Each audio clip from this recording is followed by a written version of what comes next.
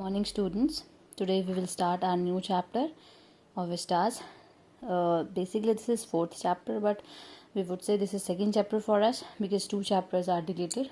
Okay, so let's start this chapter. This is The Enemy, written by Pearl S. Buck. Okay, so this chapter, as the title suggests, is about enemy. So what kind of enemy is it? What is the story? That we will come to know when we will read the chapter.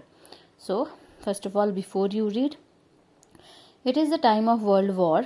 An American prisoner of war is washed ashore in a dying state and is found at the doorstep of a Japanese doctor. Should he save him as a doctor or hand him over to the army as a patriot?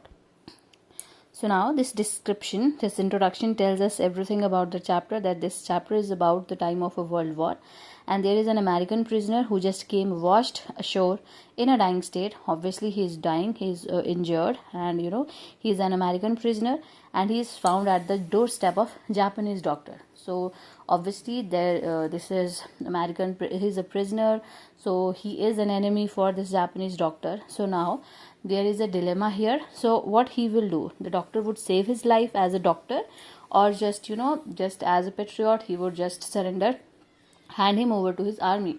So what he will do? So this is a dilemma here. So here is a this doctor has to choose one thing over the other. Will he choose his profession over his patriotism, or his patriotism over his profession? Because these both things are important for him. Being a doctor, his duty is to save the patient, and being a patriot, or being a good citizen of his country, it is mandatory for him to hand this person over to his army. So we will find out that what actually he did. So let's read. Dr. Sadao Hoki's house was built on a spot off the Japanese coast where as a little boy he had often played. The low, square stone house was set upon rocks well above a narrow beach that was outlined with bent pines. As a boy, Sadao has climbed the pines, supporting him on his bare feet, as he had seen men do in the South Seas when they climbed for coconuts. His father had taken him often to the islands of those seas, and never had he failed to say to the little brave boy at his side, "Those islands yonder, they are stepping stones to the future of Japan. Where shall we step from them?" Sadao had asked seriously. "Who knows?" his father had answered. "Who can limit our future? It depends on what we make it." So, as you know, Japan is, they are just small kind of islands there, and they are surrounded squarely by sea. Okay, there is seas all over across the Japan, the country. So there are so many of the Japanese coast, and the Dr. Sadao, his name is Dr. Sadao Hoki. His house is also built in that spot around that coast, coastal area, and he used to play there. Okay, there are square stone houses there. Okay, and it is built near the narrow beach, and and this narrow beach is having the outline of bent pines. There were pines there, pine trees there, and as a boy, Sadao used to play there. He used to go into the beach barefoot, and he used to enjoy there. He used to climb to he used to walk on the beach like the people who used to climb on the trees with bare feet. And his father used to take him to the beaches. Okay, his father used to take him to the beaches, to the mountains, and his father always told him that these islands, yonder means these islands here, they are the future of the Japan. So he says that that and this is a stepping stone of a future for Japan. So as a boy, he didn't understand what is the meaning of stepping stone. So he said that where we are going to step from them.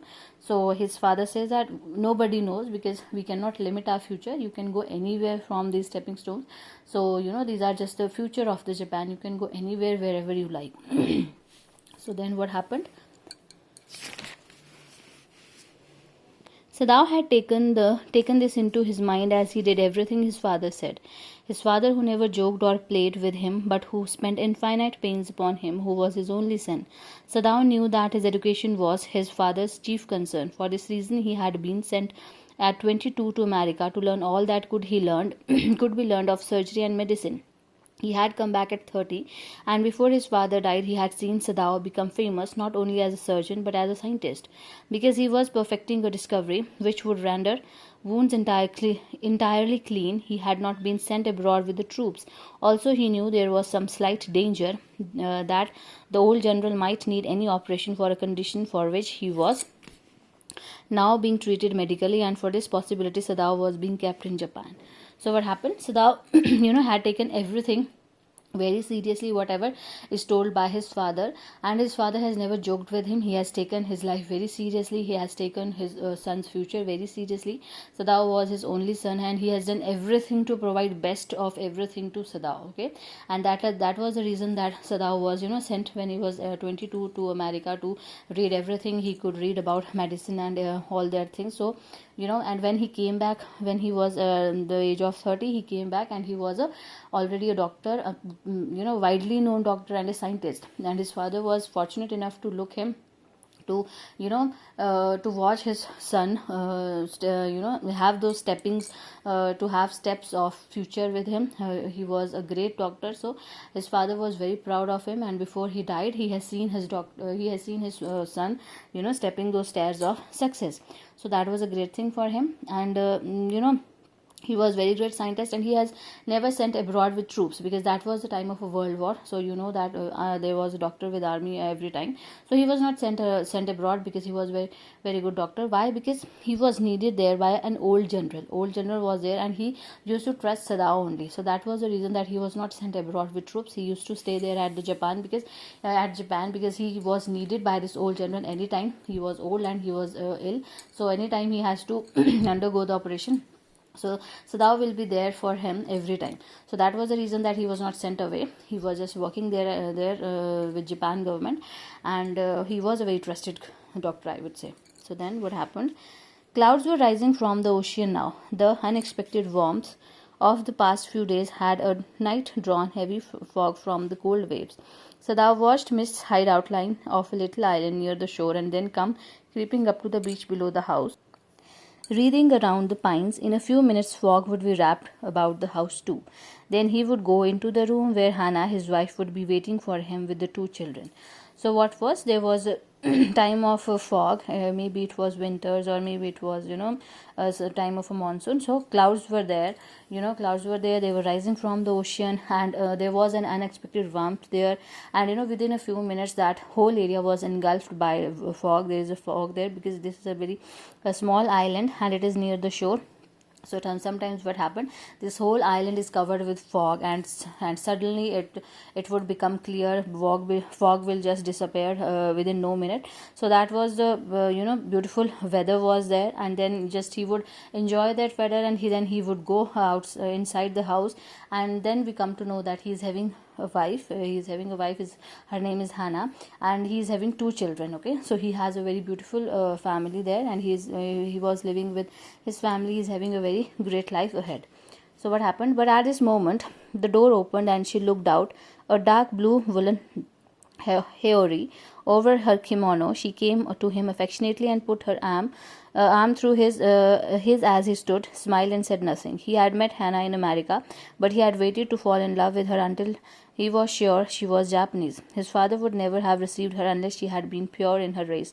He wondered often whom he would have married if he had not met Hannah. So in this paragraph we come to know one thing about Japanese tradition, that they used to marry in their own culture, in their own community, in their own tradition, I would say.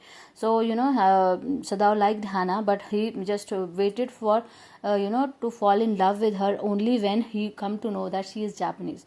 Why it is there? Because Japan is having very low population, I would say, and they are very much rooted to their culture, rooted to their customs, and that was one reason that they used to marry in their own pure culture. And when he waited to know that she is Japanese, and then he also knew that his father is going to accept her only when he know that she is a pure Japanese. Okay, she belongs to pure Japanese family. So he just fell in love with her. He met her at America, and they are having a very good life. And now his wife is so supportive to him that he used to think that if he had not met her, so with whom he has got married and with whom he had spent so much of the beautiful time of his life. So we would through this paragraph we come to know that they both are happily married, they are having a very good family, and they are spending a very good time. So till here we are going to read this chapter, and we will read the next part of it in next class.